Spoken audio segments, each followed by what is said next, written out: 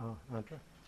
So it sounds like the last statements that you made, that the solution to mankind's problems can be found in following the patterns of nature? Absolutely. Well, say the patterns of nature, of undiluted nature. Nature has been diluted to a degree, I think, by our actions. So by unselfishness, the two words that we started out with were yeah, selfishness is the key problem. Getting rid of that seems to be the solution. So let's say you compared the natural flow of blood and that there could be I'm using the wrong words, you'll have to forgive me, but an impediment or a blockage that could be caused by something, bad eating habits, let's say, fat building up that causes the problem. Or in the case of mankind, selfishness actually causes the impediment and blockage for light to come through. In medicine, a doctor comes in with external medication. If the person cannot correct their habits, their eating habits, of course, education helps that. But a doctor comes in with maybe a medication that will erase or dissolve the fatty particle that's causing the blockage. What then, and this is a question for you or anyone else, what then can be the introduction of a remedy for selfishness that causes the blockage in mankind? Well, I think your characterization was on the point in terms of the circulation of the blood, because we do cause blockages by our selfishness, and the remedy is to build up within ourselves temples. We are a point of light. We have to think of ourselves as that and actually be that point of light, so that everyone will see our selflessness and say, well, what am I doing trying to do what I'm trying to accumulate this wealth or whatever for my own personal fun, folly, frolicking, and so forth. And that, I think, on an individual basis is where it all starts. And I'm sure there are other ideas among us, and we can open it up to that with, go ahead. In the example that Andra just gave, the doctor is finding a remedy. But we have to remember that is the effect that is being removed. The cause that initiated that process is still there. And until the individual himself or herself removes the cause that's causing the blockage, the problem will come back. Exactly. That's one thing that we need to be concerned about. Two, so we got to get rid of the selfishness. And folly is the other word I believe you have used. Yes. Vanity. Vanity, folly. exactly. And the comparison that is made is that those qualities come from the lower mind, that humanity at this stage of its development ought to have moved already to the function and its incorporation of the higher mind. But HPV tells us we are lagging way behind because of the materiality of the age and because of the corruption that comes into ourselves because we want material things. I believe you were the one who quoted the Buddha's statement that we do not need more things. We need higher usage of what we have. And the example exactly. you gave is that all of the wheat, because it is subsidized, or corn, is allowed to rot.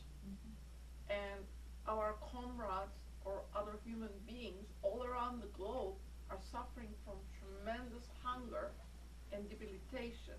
And we need to send all that excess stuff over there is the implication of that article. Exactly. That's part of it. And not be I concerned mean, that about is the Wall our Street that is values. our part of it, because we have all this plenty. That even our own people we don't have to go outside of this country. A lot of our own people are hurting very badly. They are going to bed hungry at night, while this excess is here. And if we can take it to more recent experience where we reached out with humanitarian aid to Somalia. There was this selfishness of the warlords that actually stopped the humanitarian aid from going through. So these things need to be corrected.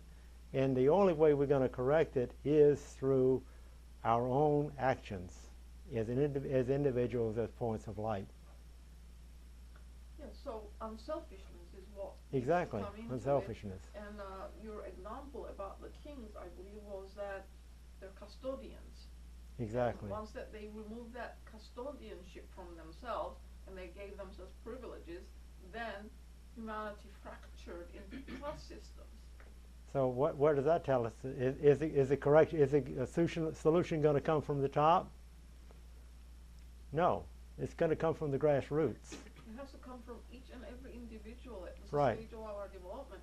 We cannot rely on them because the leaders of our community are no longer concerned about the welfare of humanity in general. They're concerned about their wealth and well-being. That's how they come across to the system, even if it sounds judgmental. Also, vanity. Well, you talk about vanity and stuff. Matters of the flesh get into impeding our progress as well. Bottom line is we're not talking about good or bad here. We're talking about intent. We're talking about motive. If our motive is correct, it's going to drive correct action. And that's something to keep in mind in every case. It's not that whether we go out and make a mistake. We're always going to do that at our stage of development. But is our heart in the right place? Do we have enough wisdom to arrive at the correct solution at the correct time, so that we can help the situation? So we need that. Not only we have to have the heart in the right place, we have to have the wisdom to go with it. And we have to act in a selfless manner, which gets back to motive. And you. Well, I just had a question that I just was wondering when you were talking. When did the kali-yuga age start? Was that like About 5,000 years ago. 5,000? Yeah. I couldn't remember. Thank you. So it's the estimates of time is here in the voice, I believe. No, it's in the Ocean of Theosophy, and it's outlined the various stages that the student mentioned: the golden, the silver, the kali-yuga, the dark age, and so forth. And but these are just approximations, and it does depend to a great degree on how fast we get it. If we get it, that hey, we can only progress so much by our own initiative. We have to help others along the way as well, progress, etc. What about what everyone is talking about now, that the Mayan age is ending in this December? We're supposed to actually be going into a better age, a better dimension. It's like the age of Aquarius taking over. Aquarius, exactly. That's what we heard about in the 60s when the Aquarius, the dawning of the age of Aquarius. The dawning of it, right? Now it's supposed to actually be starting this December, and people call it the shift in awareness. There's a lot of talk about that. Well, we see a lot more. Seems like a lot more awareness of what we're talking about today among the popular world, if you will, with all the selfishness on the one side that's going on, and it seems to be ruling right now. I think the students is hopeful, and it sounds like you are too, that we're going to get to a point where it's going to teeter to the other side. Maybe it has already, and some of us haven't recognized it yet, because we do hear about good things, really good things going on. Children coming in and saying, look, we've got to do something about this situation, and prompting parents to act in the correct way. Andrew? So, if we acknowledge what needs to be done, in other words, the goal of what we need to strive for, and then we're talking about modeling on an individual basis that light, those actions, then when we're talking about grassroots efforts, then we're talking about maybe modeling that is to maybe participate in more of a collective effort, like was done in, let's say, the Arab Spring. Somehow that got started and actually caused changes in that part of the world. Here in this part of the world, at least the occupiers raised certain issues, even though it's more dissipated now at the moment, but at least they planted the seed of certain issues that needed to be corrected. What is it then that propels us from the current Kali-yuga into the golden age? You know, what is it that, let's say, we can do as individuals to help with that? Or if we are to access that higher light individually and then to contribute collectively, how then do we access what we need to do to propel it into a golden age? First, we have to go into our own temples and ask that to ourselves. There's many, many opportunities out there, many more than this student has ever even thought about, to move forward. From an individual, you're talking about collectively getting together, these points of lights coming together and making a bigger light. One of these days it's going to get noticed, and there is going to be change. We have seen change. We have seen since the 60s, this student has seen a great change in this selfishness from the 50s.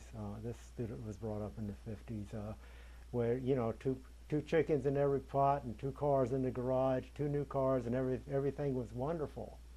We're seeing that, hey, that's not really it. We've gone from that now to realizing that yeah, we need to have material things to survive on, and we can have plenty. There's nothing wrong with material things. They're wonderful. But the point is to be absorbed in them so much that we forget about our reason for being. And that's what so many of us have done today, and that's what's going to cause such a big effort on each individual's part to get this thing turned around.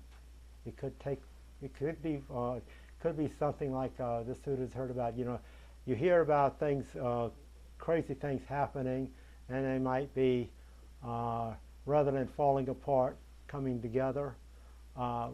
That could be what's happening now, but it's certainly difficult. You know, it's certainly it's something that takes a lot of willpower to keep on going through this, and that's really the way for progress. And I think it's also about extending love to others and trying to tamper your ego down and get to your essence. oh, absolutely. Love. Yeah, love is a key. When we get out, along with selflessness comes love. But love makes the world go round, it's said. Well, it is true. It's a fact. And there are prophets that have come that have focused on the love aspect, because if you really fully implement the love aspect, you're going to implement it all. You're going to want to acquire this wisdom so that you can help others, etc.